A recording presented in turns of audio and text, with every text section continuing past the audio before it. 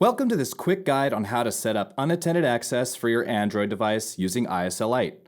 So first, let's navigate to the Remote Access tab, found in the ISL Lite menu.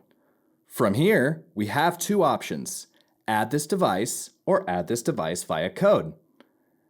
If we are already logged into ISL Lite, we can select Add this device. If we are, however, adding the Android device to an account we are not logged into, we can then select Add this device via code. This unique code can be found in our ISL Lite account under the Set Unattended Access menu. Once this code has been entered, we tap Join Session and give it a password. Once we tap Grant Access, we will then be prompted to allow overlay permission.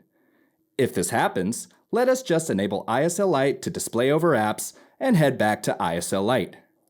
Once unattended access has been set, we will be able to see ourselves listed as remote users.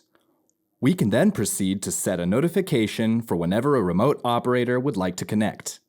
We can even define the number of seconds before the session is established, as well as give the Android user the ability to reject or allow the connection.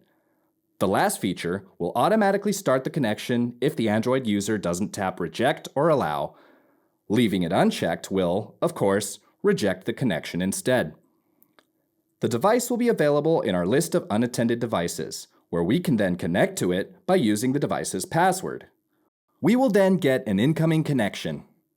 Once we accept it and tap Start Now on the request to start streaming, the operator will be able to view the Android screen as well as control it. Thanks for watching, and see you next time.